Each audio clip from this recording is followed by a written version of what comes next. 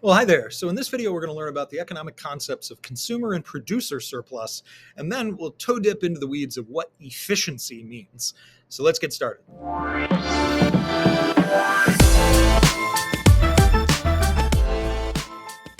So the first part of this lecture is really a lot that's typed here for you. I'm going to kind of walk through it, and then we've got a little bit of questions here at the beginning. Economic surplus is a concept that you probably are not familiar with as an introductory economics student. Let me zoom out just a shade here so you can see the whole thing. There we go. And economic surplus is really one of two concepts. They both kind of refer to the gains that people experience from making trades. And so we have consumer and we have producer surplus. It really shouldn't go without saying, but if I take the consumer and the producer surplus and I add them together, I get what's called the total surplus, which is like the total amount that everybody gains from trade, right? So I say that, but I really probably don't need to. Now, consumer surplus means in terms of their gains from trade, it's what's their expected benefit that they would receive from a unit of the good minus the price that they paid for it. And when we say their expected benefit, they imagine in their head, what's the value of this product to me? And when we think about a demand curve being downward sloping, what we're really saying is that the first person on the demand curve, that guy way up there at the top, they really value it a whole lot. And this person all the way down here doesn't value it quite as much. And so that's just reflected in the price that they're willing and able to pay for the good. The other way to think about that is that that's their expected benefit, right? So the demand here is really more about what's your marginal benefit of a particular good. Marginal here means your additional benefit. So how much benefit do you get? And the first person in line, well, the reason they're the first person on this line is because they have a lot of marginal benefit. They value it a lot, and not everybody does. So the people at the very low part of the demand curve don't. And so when we say what's their benefit minus the price paid, we would have to know what's the price that each person is paying and what is their mental conception of their benefit. It's the difference in dollars between the maximum amount that they're willing to pay, that's the number on the demand curve, compared to what the price they did pay was. And if we could add up every single consumer and say, how much did you get? How much did you get? How much did you get? And again, these gets, how much they gain, is really a mental gain, right? The difference is the total amount of consumer surplus. And in fact, we can even say, if we wanted to graph it, it would be if the price were here at P star, it would be the area under the demand curve. So it's just the full area under that demand curve, because really what we're doing is adding this first person. And sorry, if this is P star, it stops here. This next person, this next person, this next person, and this next person. And really what we're doing is just adding up those areas. Now, on an individual basis, sometimes you'll see questions that say, what's the individual consumer surplus? If you paid 10, but you were willing to pay 15, you're obviously getting $5 of surplus. And so that might be you here in the middle, and everybody else might have different numbers.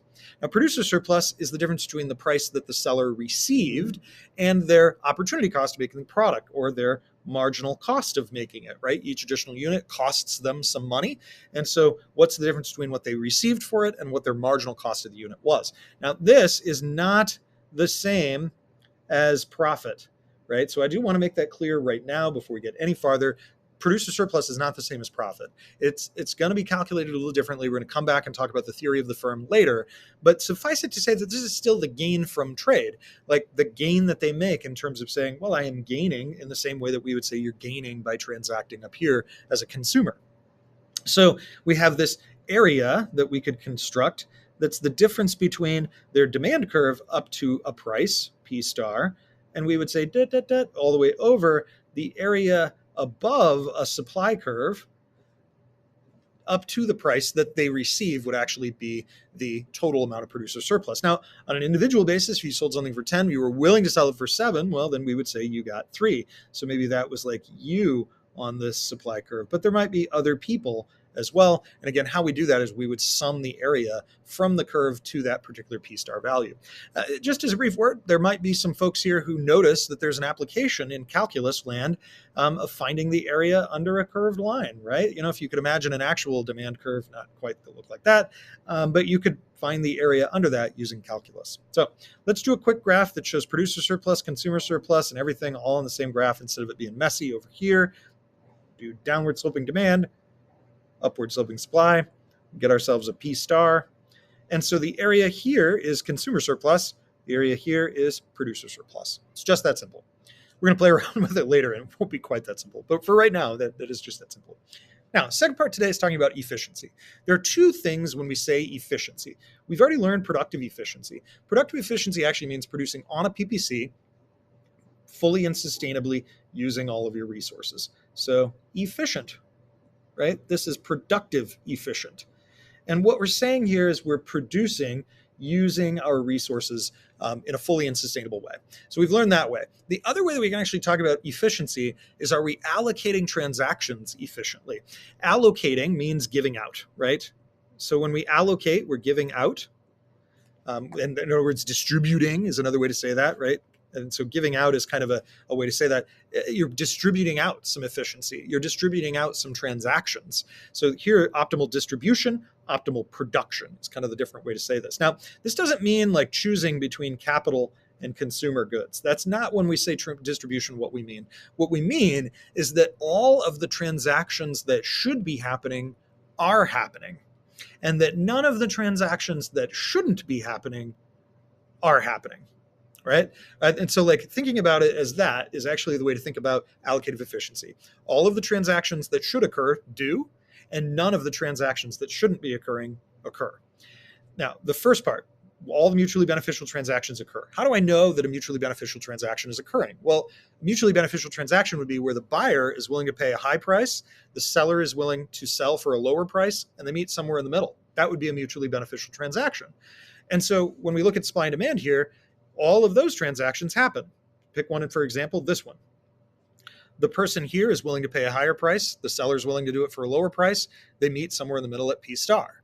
But this transaction way over here, the buyer is not willing to pay a very high price. And the seller over here, well, they're not willing to sell it for that really low price. So this transaction should not happen. But these should, and all the way up to Q star. And so we would say that actually this market right above is allocative efficient because all the mutually beneficial transactions, which are the ones that go all the way up to here, boop, those actually happen. And then none of the ones after it happen, right? None of the ones after it happen, unless somebody comes in and monkeys around with this market.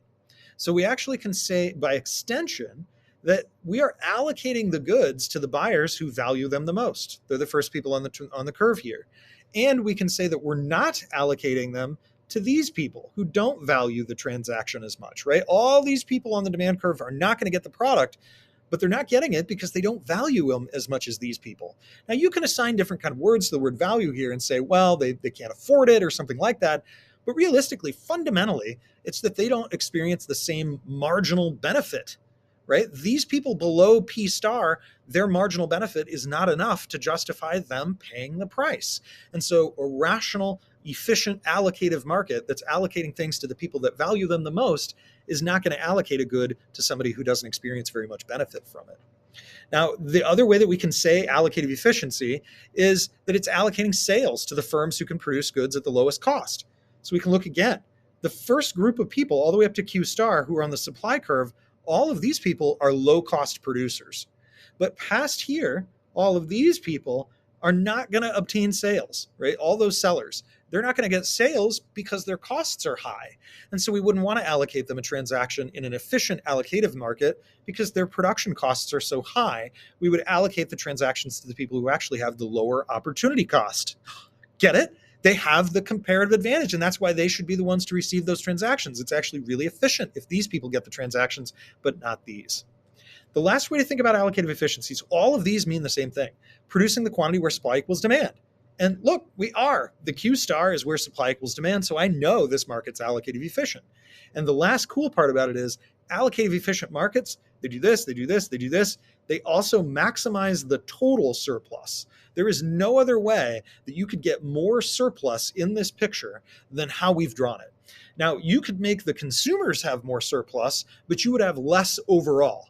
You could make the producers have more surplus, but you would have less overall.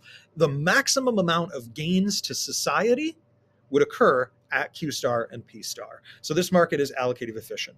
Now, the last part here, inefficiency, is actually pretty straightforward. We're talking about when it's not allocative efficient, when the total surplus isn't being maximized. Maybe some transactions aren't happening that should be. That would produce gains from trade, and so we would know we're inefficient. Maybe there's some missing surplus. And in fact, what we're going to call that missing surplus is deadweight loss. So you can think about like if transactions didn't happen, maybe if we stopped here and we just cut it off, well, then we would lose out on these transactions here and these transactions here. And so we would lose some surplus. We're going to refer to that as deadweight loss. It's going to be a really important concept. It's the value of the transactions that aren't occurring, right? The value of the missing surplus. And that deadweight loss is the quantifiable value of allowing an inefficient market to exist. We're going to spend a lot of time kind of looking at this because it's really like the cost of intervening in a market is what are the lost transactions that we aren't going to get. So a lot of this was me explaining these concepts to you. I think that it's helpful even if you didn't write a whole lot of notes down, but understanding it with the graph, we're going to play around with that a lot more in the future. So hopefully this helped you. I'll see you next time.